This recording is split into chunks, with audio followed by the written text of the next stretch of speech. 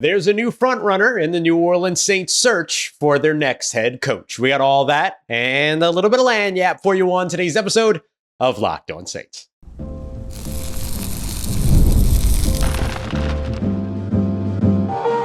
You are Locked On Saints, your daily New Orleans Saints podcast. Part of the Locked On Podcast Network, your team every day. What is good, Who Dat Nation and Who Dat family? I am your host, your friend Ross Jackson, New Orleans native, your New Orleans Saints expert and credentialed member of the media covering those New Orleans Saints as a Saints beat writer over at LouisianaSports.net and Saints analyst with WWL TV. And on today's episode of Locked On Saints, Mikey Loomis, New Orleans Saints general manager, met with the full contingent of New Orleans media and was non-committal, surprisingly, at quarterback. I'll explain to you why. We're also going to take a look at the New Orleans Saints head coaching interviews, which are expected to pick back up this week. But before we get to that, there's a new front runner on the map when it comes to the New Orleans Saints head coaching position. We got all that and much more for you on today's episode, whether it's your first time or your next time. Thank you very much for making us your first listen and for being an everydayer here on the show, which is a proud part of Locked On Podcast Network, your team every day. Today's episode brought to you by our friends over at Game Time. Download the Game Time app, create an account, and use the promo code LOCKEDONNFL for $20 off your next purchase. Terms apply. Make no mistakes about it. There's a new front runner for the New Orleans Saints head coaching position, and it is former Dallas Cowboys head coach Mike McCarthy. The Dallas Cowboys and Mike McCarthy have officially parted ways. They didn't even get to the negotiation period. Jerry Jones, the owner, general manager, king, if you will, of the Dallas Cowboys, said that they had gone through and started to kind of evaluate where things were, where they're going next, all this other stuff. And then it became mutually apparent over the point of that conversation, to be a fly on that wall, that the two should part ways, basically. And so they did. And so that means that Mike McCarthy is now free and available to explore other opportunities and can, regardless of any other head coaching interviews and stuff like that, can accept a job at any point. Now, remember that in order for teams to hire Mike McCarthy as an external candidate, they will have to fulfill the Rooney Rule, which are in-person interviews with external minority candidates. So it's not just as simple as bringing them to New Orleans, treating them to a nice dinner, and then signing putting ink to paper the next day. There are some boxes that have to be checked in terms of the hiring process and the NFL's process and all these other things. I'll get on a Rooney Rule conversation at another time in life. I'm not going to worry about that right now, but I think you know how I feel. And so I think that I'll leave that alone. So, but I do think that when it comes to the hiring of Mike McCarthy, it is the single hire that I feel like, that's not true. It is one of the single hires that I feel like I have dreaded the most for the New Orleans Saints. And the reason why is because I actually think Mike McCarthy's a fine coach. It's just that it's not the exciting hire. It's not the new direction that the New Orleans Saints so desperately need to give to their fan base. And I think that's going to be the thing that's going to make it hard to sell. It won't be impossible to sell, but it's going to take time to sell it. I'll explain that here in just a moment. But do I think that Mike McCarthy is the worst coaching candidate on a list of coaching candidates that includes Mike Kafka? No, I don't, because Mike Kafka is included on the list. But let's look at what it is that Mike McCarthy has done, all right? Because I know I've been critical of the idea of the hire, but let's look at the reasons for the hire. Because the New Orleans Saints are going to want Mike McCarthy, all right? He was the former offensive coordinator here, 2000 to 2004. He was under both Randy Mueller as well as Mikey Loomis. Both of them are a big part of the New Orleans Saints sort of search group. You know, they're the brain trust that's hiring the next head coach and all that. So he's going to be highly favored by that committee that's going to be overlooking the new head coach or overlooking the decision of the new head coach. Jane Slater was on Dallas radio. A big shout out to my good friend Alex Salas for cluing me in on this, who mentioned that he was beloved within the Saints organization and in the building in New Orleans. I think that that's very true. And the New Orleans Saints like him because, I mean, say what we want about whether or not he excites the fan base, he coaches winning teams. He's a Super Bowl winning head coach from 2010, hasn't won a Super Bowl since then, and in fact has dealt with several embarrassing playoff disappointments since then. But Of his 13 seasons with the Green Bay Packers, 8 of those seasons finished with 10 or more wins. Of his 13 seasons with the Green Bay Packers, 9 of which finished with playoff appearances. And of his 13 seasons with the Green Bay Packers, they finished number 1 in the division, the NFC North, 6 of those times. His 5 seasons in Dallas, 3 seasons of 10-plus wins. Those 3 seasons, all 3 of them playoff appearances. And then 2 times did they win the NFC East, that division. And so you can see where the New Orleans Saints look at Mike McCarthy and go, that guy wins games. He finished his career over in Green Bay with a 125, 77, and 2 regular season record. That's a 61.8% win percentage. Now, it doesn't hurt who he had at quarterback at that time. There's no doubt about that, especially that quarterback in their prime and Aaron Rodgers. But also 10-8 in the playoffs, almost 50% there. When it comes to Dallas, finished his time in Dallas 49-35 in the regular season, just 1-3 in the playoffs. But here's the thing. In order to lose in the playoffs, you got to get to the playoffs. So you know what the New Orleans Saints haven't done in 4 seasons? They haven't gotten to the playoffs.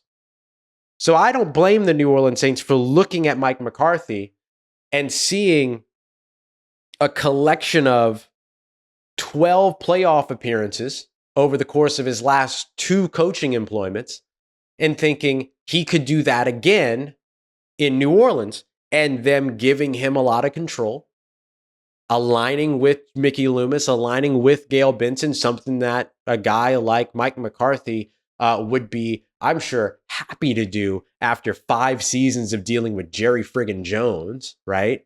And so coming to New Orleans, no doubt about it, great fit for Mike McCarthy, but is he the right fit for New Orleans? Not the New Orleans Saints.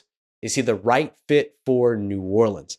That's the big question that has to be answered. And I'll tell you what, if the Saints hire him, you might have to hire him without that answer in place. Or you might have to hire him while that answer is still presently no. Because he could come in next year. You think about the first year he took things over with the Green Bay Packers, they finished 8-8, no playoff appearance. Very next year, 13-3 playoff appearance. Then they dropped to 6-10, extenuating circumstances in that 2008 season, of course. And then they got into their streak of 8 straight playoff appearances over the course of that next time. Then he showed up in Dallas, took over a team there, and then went 6-10 the first year, but then 3 straight 12-5 seasons. So you have to imagine that in 2025, you're looking at a 6 or 7 or 8 win team. And then if he gets to the playoffs year after year after year after that, then all of a sudden he becomes the right coach for New Orleans. So the big difference here is, instead of hiring the young wonder kid, quarterback guru, defensive mastermind, whatever, right? The big exciting hire that you can get out there, Joe Brady or Kliff Kingsbury or Aaron Glenn or whatever, which would ignite a fan base and give a fan base immediate confidence, you would be hiring Mike McCarthy, who would not instill a lot of confidence right off the bat for the majority of the fan base, or for a large portion of the fan base. And instead, the fan base would have to wait and see what the results are before they fully buy back in. And is that something you're willing to do as an organization because you're that confident in what Mike McCarthy can do? If that's the truth, if that's the case, then so be it. But is Mike McCarthy the guy that's going to inspire a lot of confidence in the New Orleans Saints fan base the moment that he sits down for his introductory press conference? I don't think so. I think the New Orleans Saints would get a lot of backlash for that hire until the rewards start to roll in, should they start to roll in.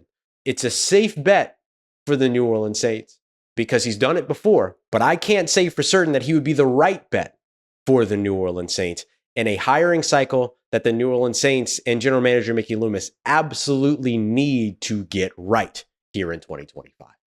Coming up next, let's take a look at what's next for the New Orleans Saints.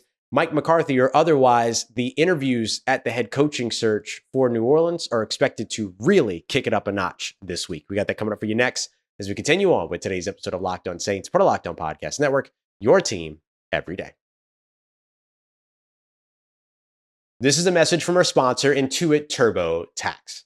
Taxes was waiting and wondering and worrying if you were going to get any money back, and then waiting and wondering and worrying some more. Now, Taxes is matching with a TurboTax expert who can do your taxes as soon as today. An expert who gives your taxes their undivided attention as they work on your return, while you get real-time updates on their progress so you can focus on your day. An expert who will find you every deduction possible, file every form, every investment, everything with 100% accuracy. All so that you can get the most money back guaranteed. No waiting, no wondering, no worries. Now this is Taxes. Get an expert now at TurboTax.com. Only available on TurboTax Live full service. Real-time updates only in the iOS mobile app. See guarantee details at TurboTax.com/guarantees. All right, family. The New Orleans Saints head coaching search is about to pick up a lot of steam here this week with at least 4 interviews on the docket for New Orleans. Let's break down each one and discuss where Mike McCarthy could potentially fit in here. Mike McCarthy can start interviewing here soon. According to Adam Schefter over at ESPN, he's already expected to potentially interview with the Chicago Bears as early as Wednesday. So definitely watch out. We expect that there will eventually be a meeting between the Saints and McCarthy as well. The other meeting that we know will be taking place here soon will be Darren Rizzi, the New Orleans Saints interim head coach. After they moved on from Dennis Allen, he will get a full-time look and get a formal interview here this week. He got an opportunity to interview with the New York Jets last week, got some time away from the facility as well. It gives him a little bit of time to kind of prep things, get everything ready, and then come in ready to go. In what might be, his first interview, could turn into a second interview later, but certainly will be a very important moment from Darren Rizzi. And remember, if Darren Rizzi doesn't get that full-time coach position, it's unlikely that he returns as the team's special teams coordinator. So that would put the Saints in a position to where not only are they looking for a new head coach and a new defensive coordinator, but they could be in a situation where they're looking for a new special teams coordinator as well. And with Clint Kubiak being allowed to go and take interviews with the Cleveland Browns and the Seattle Seahawks, Saints could potentially be looking at a new offensive coordinator as well, unless they hire an offensive play caller like a Mike McCarthy or one of the 3 other guys that the New Orleans Saints are set to talk to later on this weekend. So not only will the Saints be busy this week, but these interviews will run into Friday and Saturday, according to Sports Illustrated's Albert Breer. Over the course of those 2 days, the expectation is that the Saints will interview 3 offensive coordinators during that time. That will be Joe Brady of the Buffalo Bills, who's one of the top favorites for the New Orleans Saints going into this coaching cycle. Washington Commanders offensive coordinator Kliff Kingsbury, as well as Philadelphia Eagles offensive coordinator Kellen Moore. But expect Kellen Moore to potentially get a lot of looks from the Dallas Cowboys as well, where his coaching career really took off as offensive coordinator. Never really had an opportunity to land anywhere as a head coach. Moved on so that he could kind of get more play calling experience and other offenses and things like that. Now he's gotten that over in Los Angeles, got it with the Philadelphia Eagles, could go right back to Dallas as the Dallas Cowboys head coach. That would give Jerry Jones somebody that he's familiar with and all those other things. I think that there's probably some value there for both Moore as well as Jones and the Dallas Cowboys. So a name of competition to watch there. We can't forget that not only does the parting of ways between the Dallas Cowboys and the Mike McCarthy mean that Mike McCarthy becomes available, but it also means that the Saints are back to competing with 5 other teams, even with the New England Patriots having filled their role. Now you've got the Dallas Cowboys, one of the largest names in professional sports, out there saying, hey, we'll pay a head coach. So that all of a sudden creates a pretty interesting level of competition as well. Although some of the names that have come up for Dallas have been really interesting. Kellen Moore, Jason Witten, and then of course Deion Sanders is the big one that continues to pop up over there as well. So we'll see exactly where Dallas goes, but that does potentially create some more competition for the New Orleans Saints. Unless, of course, the Saints are completely locked in on going after Mike McCarthy, then they have nothing to worry about from the Dallas Cowboys, as obviously Mike McCarthy's no longer on the Dallas Cowboys radar for their open head coaching position. But taking a look at the 3 offensive coordinators outside of McCarthy that the Saints could be, which are expected to interview Friday and Saturday. Joe Brady's obviously the favorite. I think Kliff Kingsbury's one of the most interesting. And then there's Kellen Moore, who's kind of this like safer, interesting, smart offensive mind, but is he a leader of men type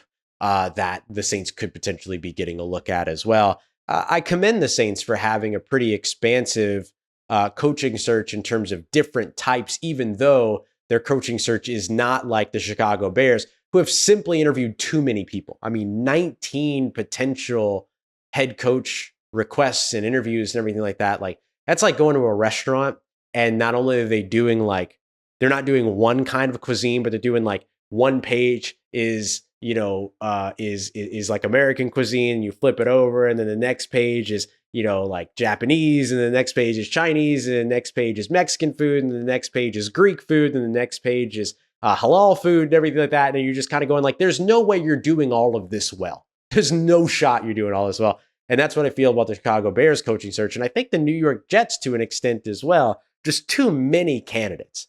10-ish, fine.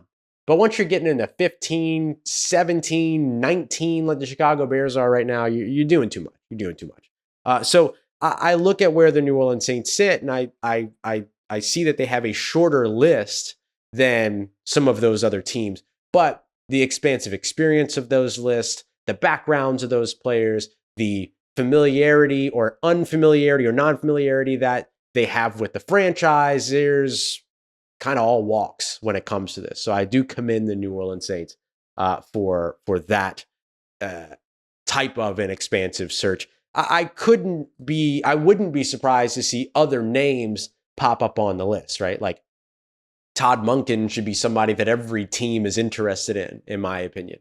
Jesse Minter is a guy that people should be interested in. Marcus Freeman should be a guy that everybody's interested in, although I don't know that Marcus Freeman's very interested in leaving Notre Dame, considering the success that he's found and could potentially continue to find here over the course of that potential championship run, one game away against the Ohio State Buckeyes from potentially closing that out. So while that is the case, that they could add names, we'll see, but they've still done a pretty extensive search based on the different backgrounds of guys that they brought in and all that. So the next thing that I look at is those three offensive coordinators, Joe Brady, Kellen Moore, Kliff Kingsbury. I think that like the thing that's really interesting is that all three of them have different styles to their defense. Joe Brady has been most successful when he has a quarterback that is durable and that can run or that can move, right? Joe Burrow wasn't a guy that was going to run for 50, 70 yards in a game, and he wasn't going to be Lamar Jackson all over the place, but could he get you out of a pinch? Absolutely. It's one of the things that won him a Heisman. Josh Allen is, he's a unicorn all to himself and everything. The unicorn that everybody believed that Trevor Lawrence would be, Josh Allen has turned out to be. And that's been a great fit for Joe Brady. But I commend Joe Brady for being able to do what Josh Allen, what Ken Dorsey couldn't do with Josh Allen and Stephon Diggs. I commend Joe Brady for what he's been able to do with Josh Allen and no big named receivers playing money ball at the wide receiver position. And I commend Joe Brady for finally being able to help to realize the full potential of James Cook, their star running back, and a guy that should have been a star over the course of the past few years, but wasn't a big enough focus in the run game, with the Zach Mosses of the world still kind of being, used ahead of him in some cases and stuff like that. So I like the direction and I like what it is that that Joe Brady has been able to do there.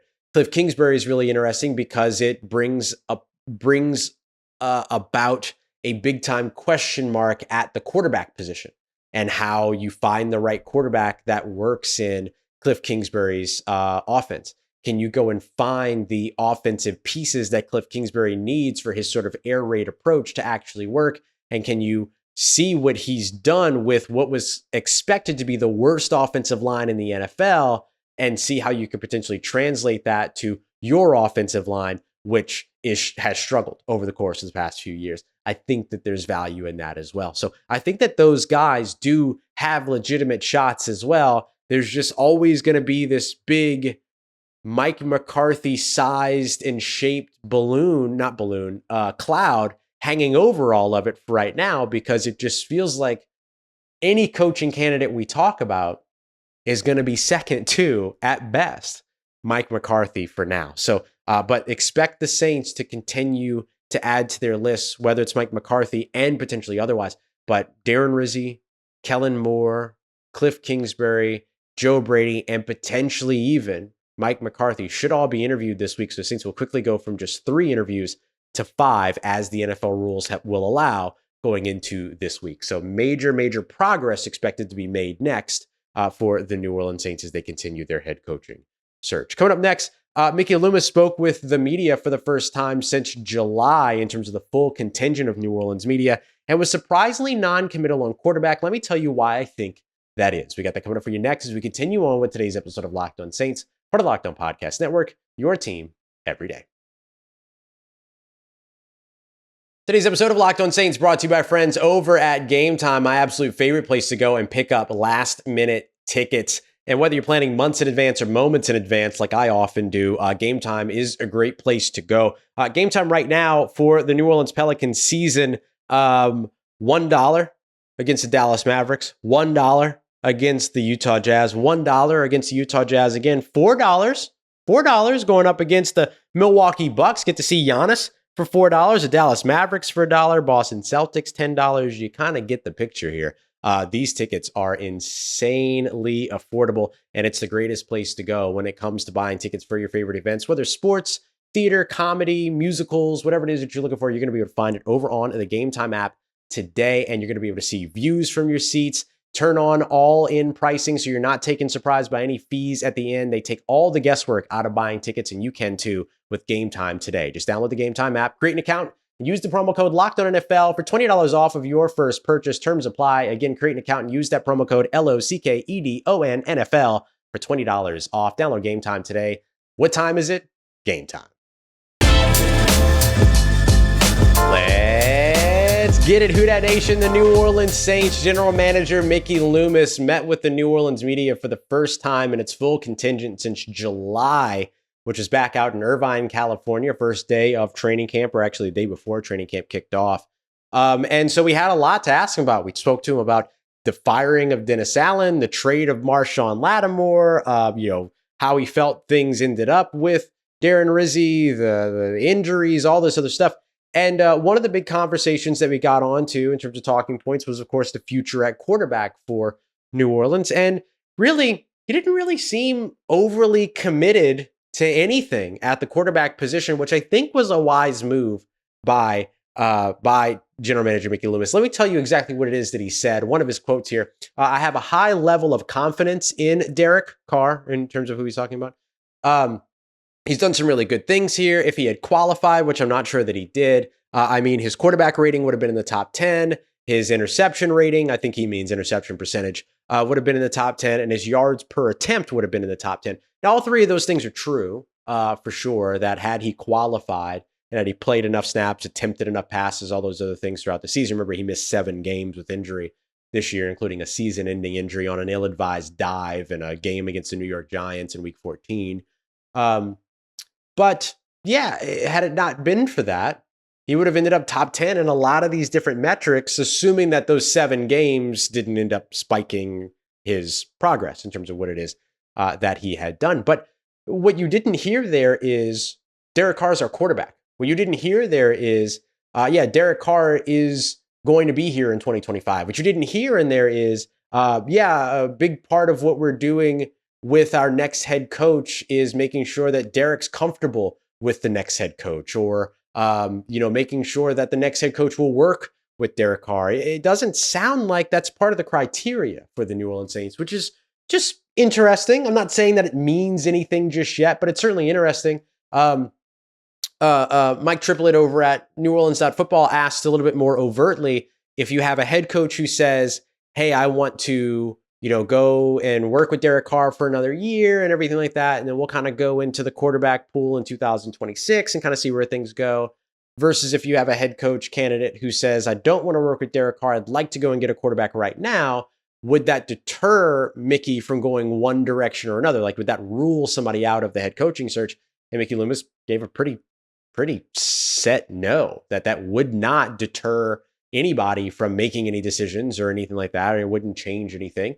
And you saw that a little bit further here, where he said also that he liked some of the things that Spencer Rattler did during the season. He said that he liked Jake Haener, he liked Derek Carr, and then he said this quote here: "So we've got options. We've got things that we're going to evaluate, things that the new head coach is going to have on his plate to evaluate, and then we'll have a collective vision."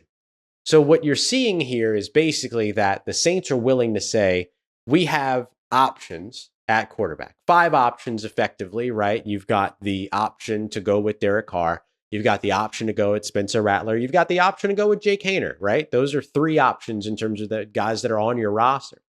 Then you have the option to try to draft a quarterback, and then you have the option to try to sign a quarterback in free agency, Justin Fields, for instance.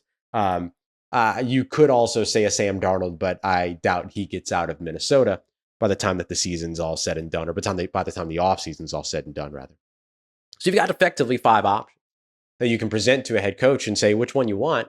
And then that head coach kind of gives his thoughts. Well, I'd like to go with Derek Carr for a year, but I don't want to overcommit there. I just want to kind of use that as a bridge year to get into a better quarterback class in 2026. And then see how we could potentially move up to go and get this guy that I really like, or one of these guys that I really like, or something like that. Another option would be, I want to move ahead with Spencer Rattler as the starting quarterback and see what we can do with him for a year. And then if we can't get anywhere with him, then we'll, if we didn't get anywhere with the second-year quarterback, then probably drafting highly in that case. That's just kind of the rhythm of the NFL. In which case we'll reinvest in quarterback at that time and bring in some competition. Sure. It sounds like the Saints are going to be very willing to go with the flow at quarterback based upon what it is that the Saints feel what the incoming head coach for the Saints feels that they want to do at the position. And that's the way that it should be. There should be no circumstance in which a new head coach is hired and the Saints are going, you have to work with Derek Carr. Signed, sealed, delivered, right? Like once the ink is dry on the contract, that's it. That's your guy. They shouldn't tell them you have to work with Spencer Rattler. You have to work with Jake Haener. You have to go and do this, that, and the other. They should be open to what it is that coach wants to do and then build a collective vision based on what that coach wants to do. So that's what I would expect to see from the New Orleans Saints when it comes to quarterback. And that's the wise decision by the organization to go. So I applaud that decision because I do think that is the best way to maximize your options at head coach. And it's the best way, again, to maximize making yourself look more appealing for a new head coach.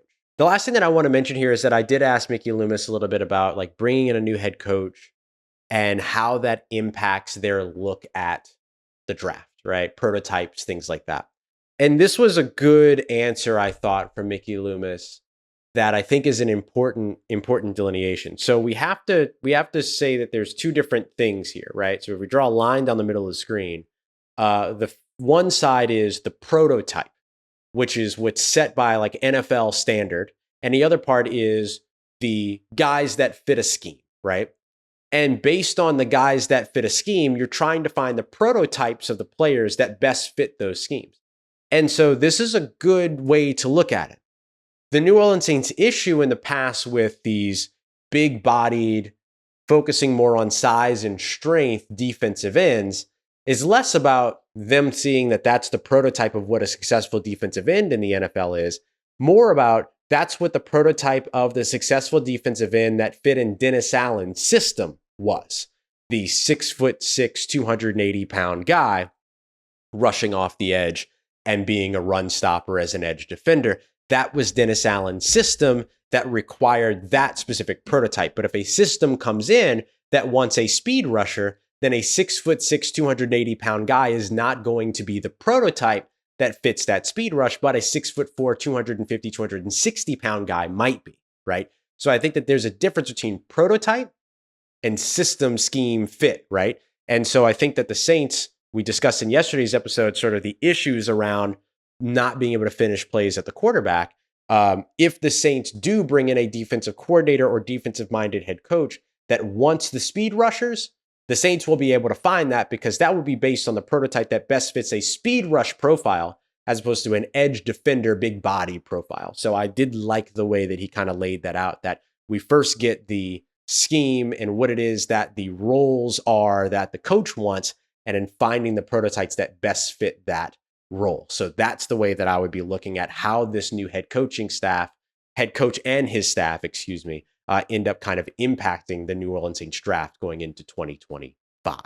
All right, y'all. Coming up in tomorrow's episode, I want to go over some more of Mikey Loomis's comments, including why they're in the cap situation that they're in, how they get out, and where their money's allocated. So we're going to do a big money episode tomorrow in our Wednesday episodes. Make sure you come back for that. We appreciate you very much, as always, for making us a part of your day, part of your routine, for saying yes to me on the show. As always, if you see me, please say hi. And if you need anything else around your New Orleans Saints in between these episodes, make sure you follow me on your favorite social media at Ross Jackson, NOLA. Hit me up. Let me know how the family's doing. Let me know how you're living. Let me know how you're momming them. And trust me, that nation, I'll holla at you.